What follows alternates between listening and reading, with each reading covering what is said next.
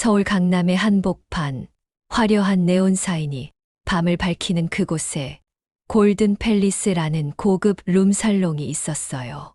겉보기엔 평범한 유흥업소 같았지만 오늘 밤 이곳은 특별한 무대가 될 예정이었죠.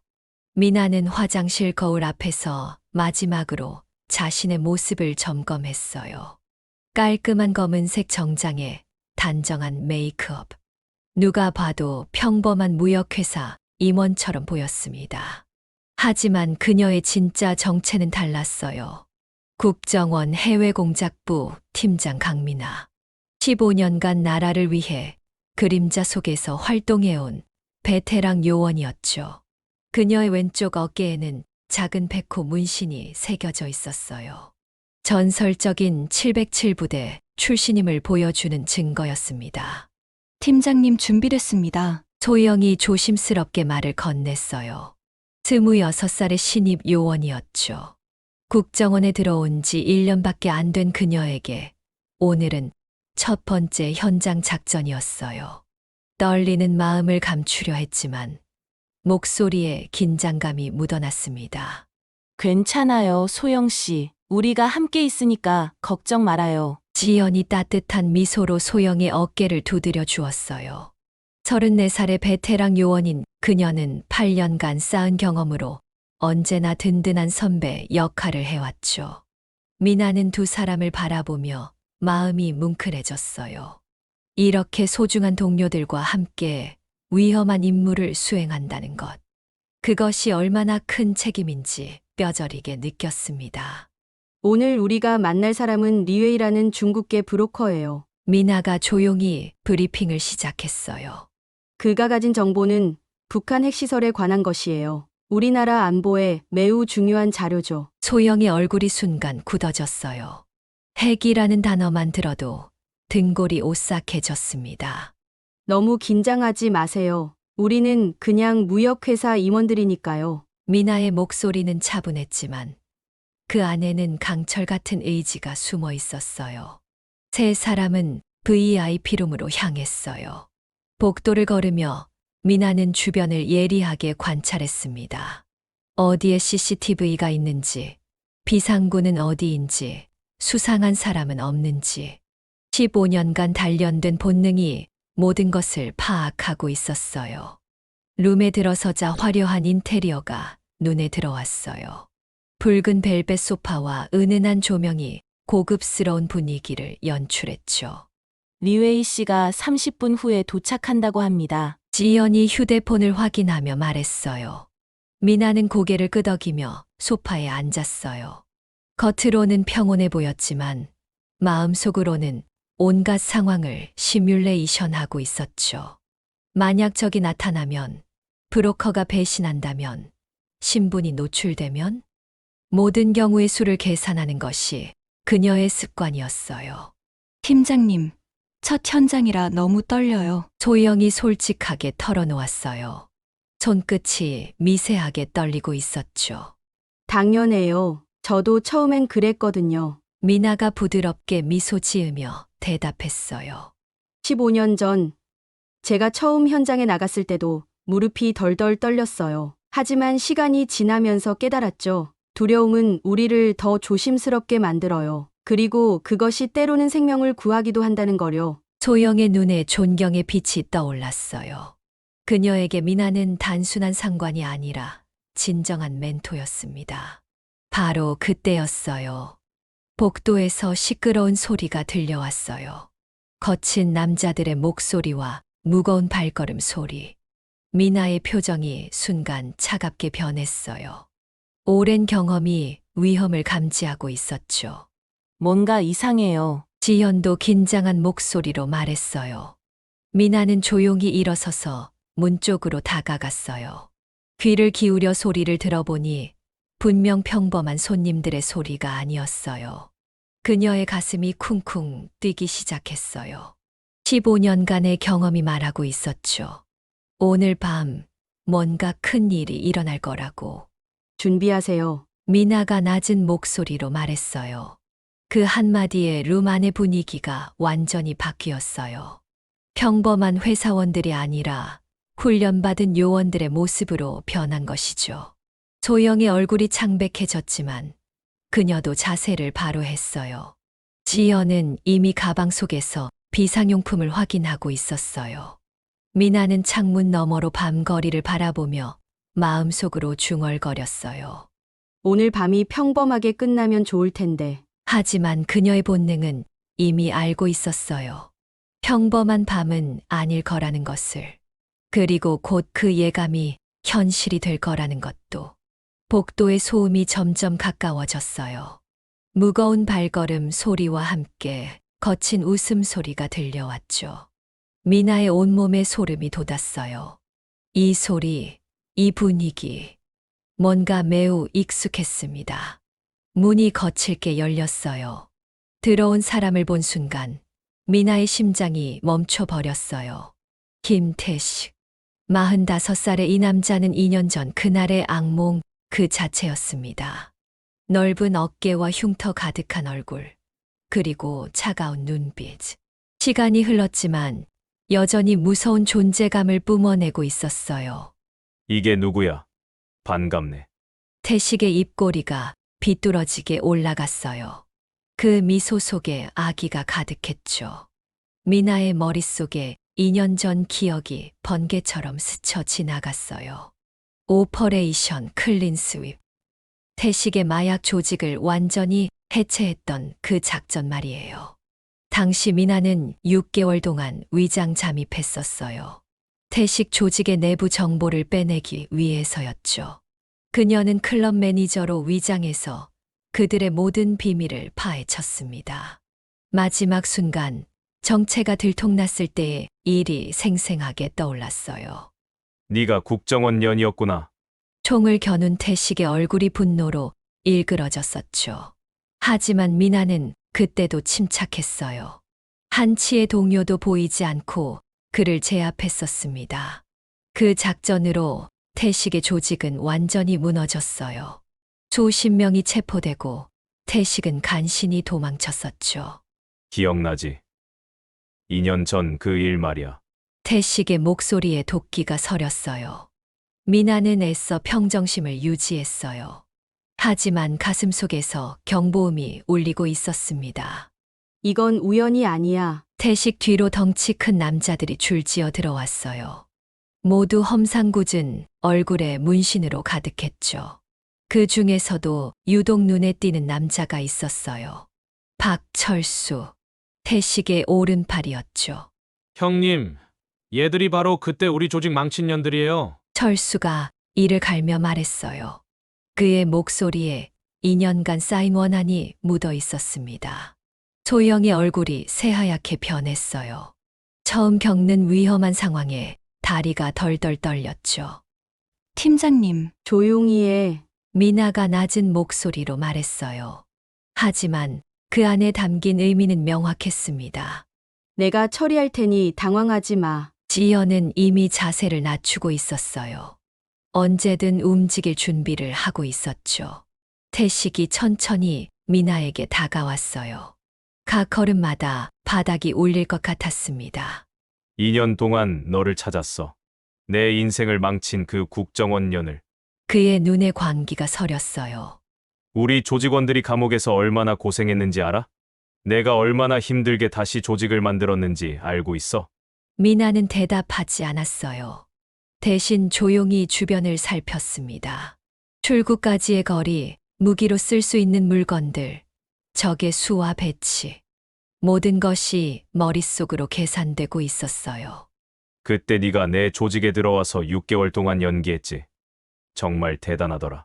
태식의 목소리에 비꼬는 투가 섞였어요. 클럽 매니저 역할 정말 잘했어. 나도 속았으니까.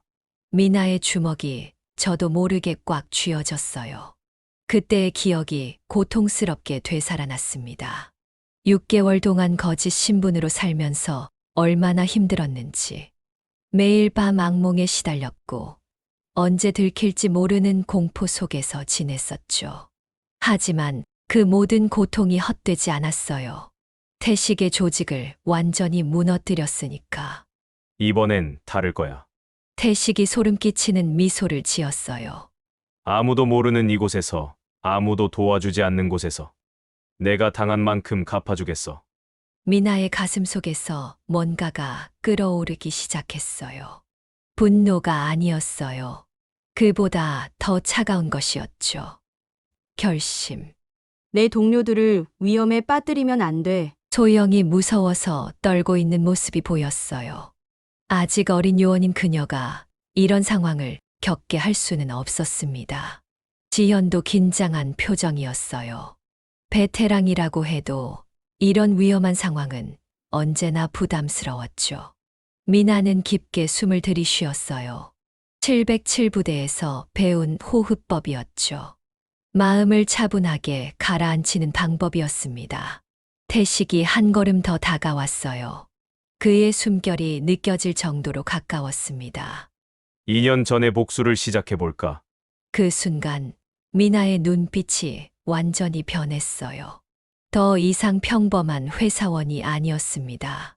국정원 최고의 요원, 전설의 707부대 출신 강민아로 돌아간 것이죠. 태식은 그 변화를 눈치챘어요. 본능적으로 한 발 뒤로 물러났습니다. 뭔가 잘못되었다는 느낌이 들었거든요. 하지만 이미 늦었어요. 게임이 시작된 거니까. 룸 안의 공기가 무거워졌어요. 태식의 시선이 미나를 훑어보며 천천히 움직였습니다. 그의 눈에는 확신에 찬 빛이 서려 있었죠. 무역회사 임원. 웃기지도 않네. 태식이 비웃으며 말했어요. 미나는 여전히 침착한 표정을 유지했지만 속으로는 빠르게 상황을 계산하고 있었습니다. 어떻게 우리 정체를 알았을까? 소영이 의자 모서리를 꽉 잡고 있었어요. 손가락 마디가 하얗게 질릴 정도로 힘을 주고 있었죠. 지연은 조용히 가방 위치를 확인했습니다. 비상시 필요한 장비들이 들어 있었거든요. 태식이 한 걸음 더 다가왔어요. 미나와의 거리가 1미터도 안 남았습니다. 연기 그만해. 2년 전처럼 속을 내가 아니야. 미나가 평온한 목소리로 대답했어요. 마지막까지 위장 신분을 유지하려고 했죠. 저희가 뭘 연기한다는 건지 모르겠는데요. 태식의 눈에 분노가 타올랐어요. 그는 이미 모든 걸 알고 있다는 듯한 표정이었습니다. 무역회사 임원들이 이런 곳에서 뭘 해? 중국 브로커를 기다리면서 미나의 심장이 쿵 떨어졌어요. 리웨이에 대해서도 알고 있다는 뜻이었습니다. 완전히 들켰어요. 이제 더 이상 숨길 수 없었습니다. 태식은 모든 걸 알고 있었거든요. 소영의 얼굴에서 핏기가 싹 빠졌어요. 상황이 얼마나 심각한지 깨달은 것이죠. 놀랐지. 네가 여기 온다는 걸 미리 알았어. 태식이 승리감에 찬 미소를 지었어요. 그 미소가 소름 끼쳤습니다. 내 정보원이 알려줬거든. 국정원년들이 오늘 밤 여기서 만날 거라고. 미나의 뇌리에 번개가 쳤어요. 내부에 스파이가 있다는 뜻이었습니다. 누가 우리를 팔았을까? 어떻게 이런 일이 가능할까? 태식이 소영과 지연을 번갈아 보며 말했어요. 그러니까 너희 셋 다 국정원이지. 소영이 몸을 떨기 시작했어요. 첫 현장에서 이런 일을 당하다니. 태식이 갑자기 소영을 가리켰습니다. 특히 너 신입 같은데. 얼굴이 새하얗네. 소영의 입술이 파르르 떨렸어요. 말도 제대로 나오지 않았습니다. 미나의 가슴 속에서 뭔가가 끓어올랐어요. 어린 후배를 위협하는 모습을 보니 참을 수 없었습니다. 그만해. 우리가 뭘 하든 상관없잖아. 그냥 가면 안 돼. 미나의 목소리가 차갑게 변했어요. 태식이 갑자기 고함을 쳤어요. 룸 전체가 떨릴 정도였죠. 가라고! 2년 전에 내 조직 망친 년을 그냥 두고? 그의 얼굴이 분노로 일그러졌어요. 2년간 쌓인 원한이 폭발하는 순간이었습니다. 내 부하들이 감옥에서 썩고 있는데 그냥 가라고? 철수가 옆에서 거들었어요. 형님, 이번엔 제대로 복수해야죠. 다른 조직원들도 하나둘 고개를 끄덕였어요. 모두 같은 마음이었습니다. 미나는 깊게 숨을 쉬었어요. 더 이상 대화로 해결될 상황이 아니라는 걸 알았습니다. 마침내 미나가 정체를 인정했어요. 맞아요. 우리 셋 다 국정원이에요. 소영이 깜짝 놀라서 미나를 봤어요. 왜 숨기던 걸 인정하는지 이해할 수 없었죠. 미나의 목소리에 간절함이 묻어 있었어요. 하지만 우리는 그냥 일을 하고 있을 뿐이에요. 당신들과 싸우려고 온 게 아니라고요. 태식이 크게 웃었어요. 그 웃음소리가 섬뜩했습니다. 싸우려고 온 게 아니라고? 그가 천천히 주머니에서 뭔가를 꺼냈어요. 차가운 금속이 반짝였습니다. 소영이 작은 비명을 질렀어요. 지현도 긴장해서 몸을 움츠였죠. 근데 난 복수하려고 왔어. 2년 전 네가 내게 한 일을 똑같이 갚아주려고. 태식의 눈에 광기가 번뜩였어요. 미나는 조용히 자세를 낮췄습니다. 언제든 움직일 준비를 했어요. 태식이 갑자기 소영에게 다가갔어요. 그럼 이 어린 년부터 시작해볼까? 그 순간이었어요. 탁. 소영의 뺨에 태식의 손이 떨어졌습니다. 소영이 의자에서 떨어지며 바닥에 주저앉았어요. 뺨이 빨갛게 부어올랐죠. 미나의 세상이 멈춰버렸어요. 제 안에서 뭔가가 툭 하고 끊어지는 소리가 들렸습니다. 소영이 바닥에서 눈물을 흘리며 뺨을 만지고 있었어요. 가스무려 6살의 어린 요원이 이런 모욕을 당하다니. 미나의 온몸에 전류가 흐르는 것 같았어요. 분노가 아니었습니다. 살기였어요. 태식이 만족스러운 표정으로 말했어요. 이제 진짜 게임을 시작해볼까? 하지만 그는 몰랐어요. 방금 전까지 참고 있던 미나의 마지막 줄이 끊어졌다는 걸. 더 이상 국정원 요원 강미나가 아니었습니다. 707부대 출신, 살아있는 무기 강미나로 돌아간 거예요. 미나의 눈빛이 완전히 변했어요. 얼음보다 차갑고 칼날보다 날카로웠습니다. 넌 큰 실수를 했어. 미나의 목소리에 죽음의 그림자가 드리워졌어요.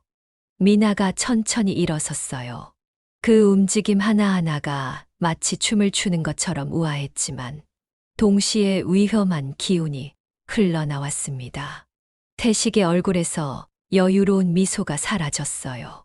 뭔가 잘못되었다는 본능적인 경고가 울리기 시작했거든요. 진짜 게임을 시작해볼까? 미나의 목소리가 얼음처럼 차가웠어요. 그 한마디에 룸 안의 온도가 뚝 떨어진 것 같았습니다. 손을 천천히 벽 쪽 스위치로 가져갔어요. 태식의 눈이 그 움직임을 따라갔죠. 찰칵. 룸이 완전한 어둠에 잠겼어요. 뭐야? 2년이 태식이 당황하며 소리쳤어요. 하지만 이미 늦었습니다. 어둠 속에서 미나는 완전히 다른 존재가 되었어요. 707부대에서 수없이 반복했던 야간 훈련이 몸에 배어 있었거든요. 암흑은 그녀에게 두려움의 대상이 아니라 최고의 무기였습니다. 조직원들이 혼란에 빠졌어요. 휴대폰 불빛을 켜려고 허둥지둥했지만 갑작스러운 상황에 제대로 대응하지 못했죠. 불 켜. 빨리. 철수가 고함쳤어요. 하지만 그의 목소리는 이미 공포로 떨리고 있었습니다. 미나의 몸이 그림자처럼 움직였어요.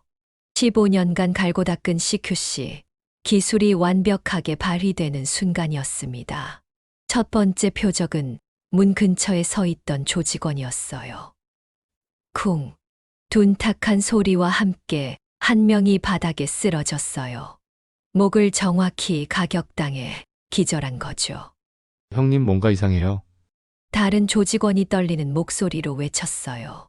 하지만 그 말이 끝나기도 전에 미나는 이미 다음 표적으로 이동하고 있었습니다. 태식이 필사적으로 휴대폰을 찾고 있었어요. 주머니를 뒤지며 불을 켜려고 했죠.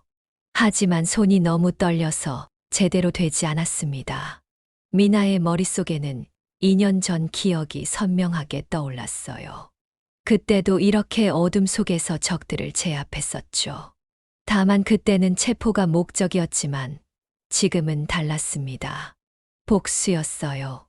두 번째 조직원의 비명도 금세 사라졌어요. 미나의 팔꿈치가 그의 명치를 정확히 가격했거든요. 숨을 제대로 쉴 수 없어서 말도 못하고 쓰러졌죠. 이년이 어디 있어? 태식이 공포에 질린 목소리로 소리쳤어요. 방금 전까지 자신이 완전히 장악했다고 생각했던 상황이 순식간에 뒤바뀌었습니다. 소영과 지연은 벽 쪽으로 몸을 붙이고 있었어요. 미나가 미리 눈짓으로 지시한 대로 움직인 거였죠. 어둠 속에서도 그들의 위치는 정확히 파악하고 있었습니다. 세 번째, 네 번째 조직원이 연달아 쓰러졌어요. 모두 소리도 내지 못하고 무력화되었죠. 미나의 움직임은 마치 바람처럼 조용했어요. 형님, 도대체 무슨 일이 일어나는 거예요? 철수의 목소리에 절망감이 묻어 있었어요.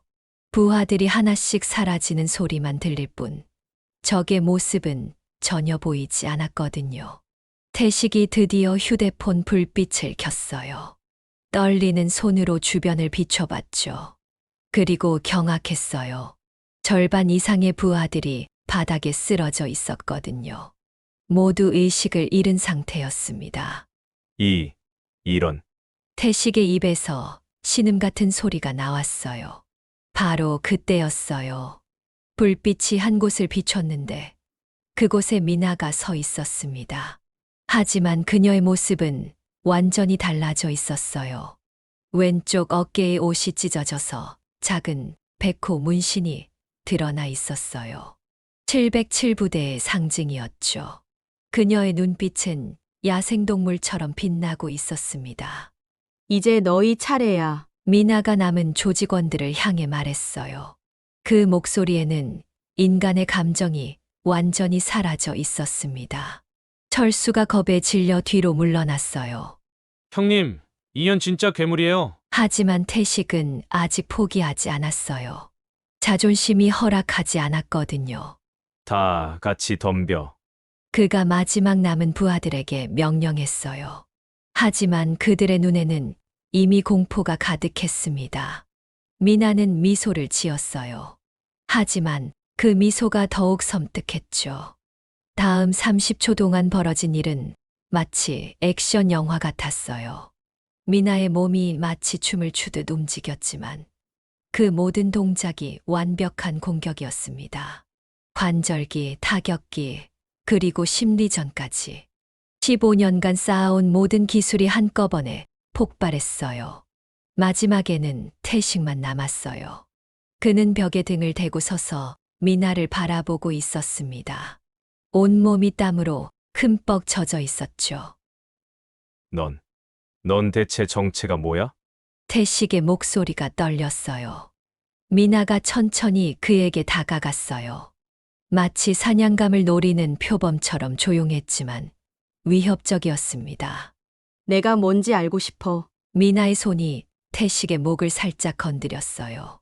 그 순간 태식의 온몸에 전율이 흘렀습니다.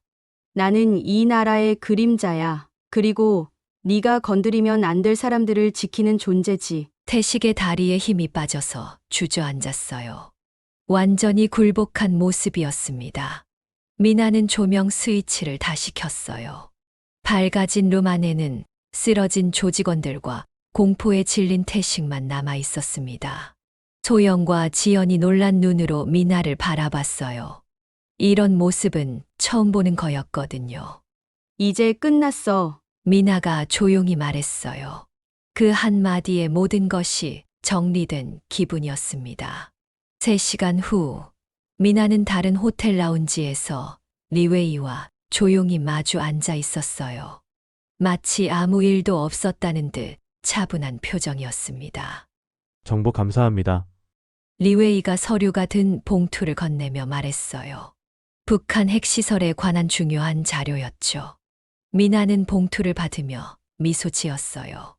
오늘 밤의 목표를 달성한 거였습니다. 태식 일당과의 사건은 그저 예상치 못한 방해였을 뿐이었어요. 사무실로 돌아가는 차 안에서 소영이 조용히 말했어요. 팀장님, 오늘 정말 무서웠어요. 그녀의 목소리에는 아직도 떨림이 남아 있었어요. 첫 현장에서 겪기에는 너무 충격적인 일이었거든요. 미나가 백미러로 소영을 바라봤어요. 그 눈에 따뜻한 마음이 담겨 있었습니다. 괜찮아요. 이제 더 강해질 거예요. 소영의 볼이 아직 빨갛게 부어 있었어요. 태식에게 맞은 자국이었죠. 미나의 가슴이 다시 한번 아려왔습니다. 어린 후배가 이런 일을 당하게 해서 미안했어요.